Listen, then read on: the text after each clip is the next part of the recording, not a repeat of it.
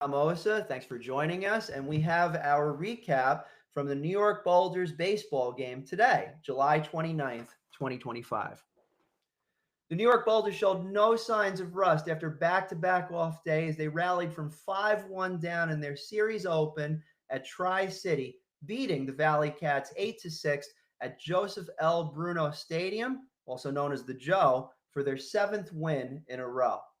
The Boulders, now 37 and 28, jumped on top just two batters in, getting a solo homer from second baseman Kyle Hess off of Tri City starter Connor Wilford.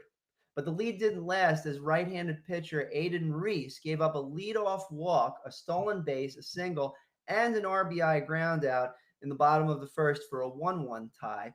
And the Cats, that are 38 and 27, they went on in front on a wild pitch, which was Reese's fourth of the day in the third inning, and then he extended to 5-1 in the fourth on three singles, a sacrifice fly, and an error. But that lead didn't last either.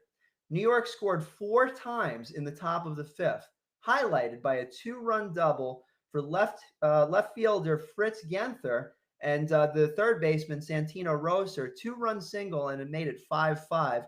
Tri-City went back in front in the bottom of the fifth inning, getting a two-out RBI single off of reliever Nolan Lemire that put Reese on the hook, but only temporarily, because yet again, the Boulders took the lead for good in the top of the eighth, ignited by a leadoff walk, a hit batter, and an error on an attempted sacrifice bunt.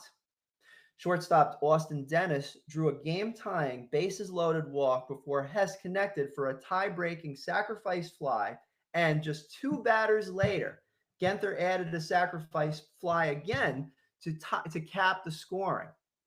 Right-hand pitcher Tyler Vale, this is his 12th save of the year so far, worked around a leadoff walk in the bottom of the ninth, and he helped out big time by a line drive 4-3 double play before inducing a game-ending fly out to deep left field. And again, the Boulders took the game, and that is Tyler Vale's 12th save of the year for the Boulders. The Boulders are now 9 games over 500 for the first time this year, having tied their season high with a seventh straight win, and are just a half game behind the East Division leading Miners. And that's dependent on tonight's Sussex County game over Troy Rivera. And New York's quartet, you got Lemire, you got Ethan Bradford, Grady Gorgon, and Vale. They combined for 4.2 innings of scoreless relief. Bradford is now 3-0. He pitched the sixth and the seventh, giving up one hit while striking out three. And the three-game series continues tomorrow, Wednesday, July 30th, with the first pitch at the Joe, Joseph L. Bruno Stadium, is scheduled for 6:30 p.m. Eastern Daylight Time. And, if you haven't been to Clover Stadium, it's a family-friendly, just awesome stadium. If you live in Rockland, you're literally anywhere from Rockland, you're about 15 to 17 minutes away from this beautiful stadium that was built about 10 years ago, right in Pomona, New York.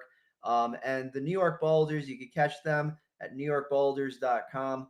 Amazing facility. And it's also the home of Rockland Music Fest, which is coming up on September 27th this year with 11 bands playing, including our headliner, Magical Mystery Doors. They play Doors, Beatles, and Zeppelin music, along with 10 other well-known local bands. Proceeds go to Meals on Wheels Rockland, that are celebrating their 50th anniversary of serving our senior population in Rockland County. And you can learn more about the whole festival at rocklandmusicfest.com. Until next time, I'm Tom Osa, and thanks for joining us once again. Tune in next time for when we hear about the rest of the Boulders saga. Take care for now.